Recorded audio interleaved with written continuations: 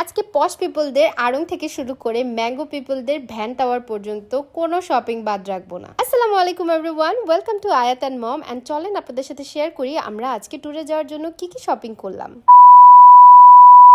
হালকার উপর ঝাপসা একটা মেকআপ করে নিলাম, আর শপিংয়ে যাব, জবা বান্ধবীকে নিব না তা তো হয় না, তাই জবা বান্ধবীকেও ফোন দিয়ে বললাম আমি রেডি হচ্ছি, আপনিও রেডি হয়ে যান ম্যাডাম। ওই দিন না অনেক গরম ছিল, তাই ওই দিন আমি একটা আরাম আড়ং কটনেরই কুর্তি পরে নিলাম, আর এখানে রেডি হয়ে ওয়েট করছিলাম জাতির ভাইয়ের জন্য। বলে রাখা ভালো, এই ভিডিওটা কিন্তু ঈদের আগের ছিল, মানে হচ্ছে কুরবানি ঈদের ঠিক 3 থেকে 4 দিন আগের ভিডিও ছিল। তখন আমাদের গরু আনা হয়ে গিয়েছিল, তো আমরা একা একা বসে বোর ফিল করছিলাম, তাই গরু দেখতে চলে গিয়েছিলাম। ফাইনালি আমরা বের হলাম, আর আজকে কিন্তু বাইকে যাব না রে ভাই, আজকে আমরা যাব হচ্ছে অটো দিয়ে, তারপর যাব সিএনজি দিয়ে। কারণ হচ্ছে জবা ম্যাডামের স্বামী হচ্ছে অফিসে, মানে আশিক ভাই অফিসে ছিল। এই তো আমার রসগোল্লা চলে আসছে, এখন আমরা সবাই মিলে বাতাস খেতে খেতে চলে যাব উত্তরা। আমরা বেসিক্যালি আজকে আড়ং থেকে কিনবো হচ্ছে রসগোল্লা আর আয়াতের জন্য ড্রেস, আর কি ঈদের জন্য, প্লাস হচ্ছে আমরা যেহেতু ঈদের পরে কক্সের ট্যুরে যাব প্ল্যান করেছিলাম, তাই আমরা ওই দুইটার জন্যই একসাথে আজকে শপিং করে নিব।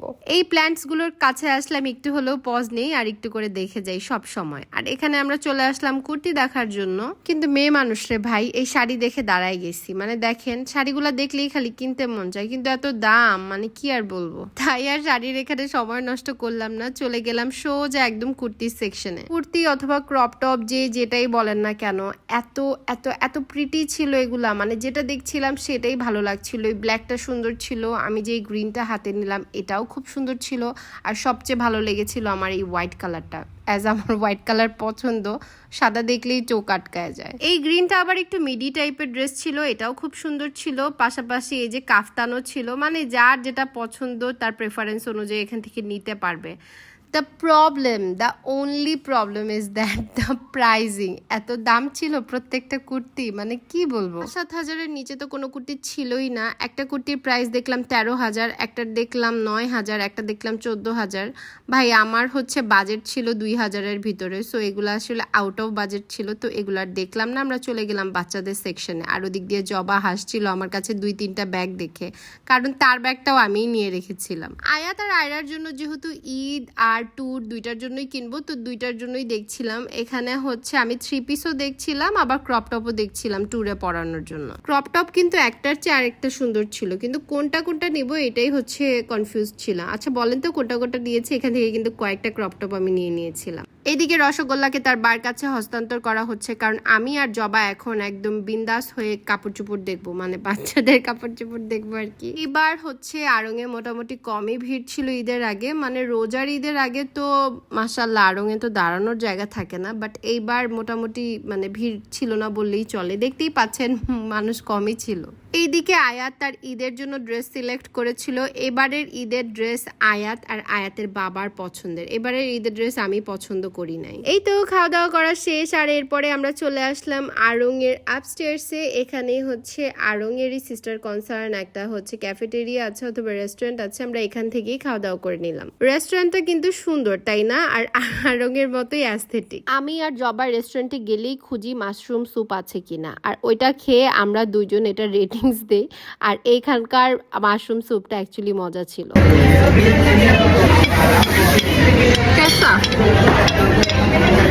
আচ্ছা মজা।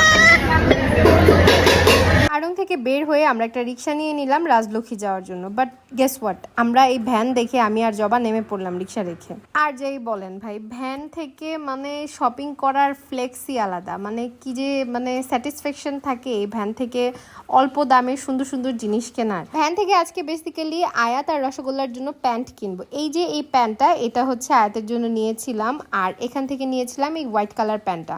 এটা হচ্ছে অনেকগুলো টি শার্ট আছে আয়াতের, ওগুলোর জন্য প্যান্ট এখন ছোট হয়ে গিয়েছে বাসায় যেগুলো আছে, তো এই জন্যই প্যান্ট নিয়ে নিচ্ছিলাম। আগের দিন ভাই বাগে খেয়ে ফেলছে, এখন আর কম দামে কিছুই নেই। এই যে এই প্যান্টগুলো, এগুলো 250 টাকা করে নিয়েছে। আমার মতো এগুলো 150 টাকা হলে ঠিকঠাক হতো, কিন্তু 250 টাকা আমার মনে হয় একটু প্রাইসটা বেশি হয়ে গিয়েছে, বাট আমার লাগতো তাই আমি নিয়েছিলাম। এর মধ্যে আশিক ভাইয়া চলে এসেছিল অফিস থেকে, টুকটাক আরো অনেক কিছু নিয়েছিলাম, কিন্তু আর ভিডিও না হয় না। এখানে চলে এসেছিলাম জবার জন্য বিবি ক্রিম নেওয়ার জন্য।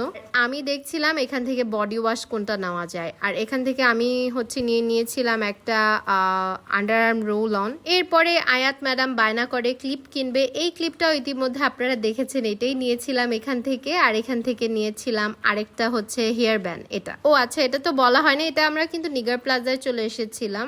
আর এখানে এসেছিলাম বেসিক্যালি জুতা কেনার জন্য, আমার আর জবার জন্য।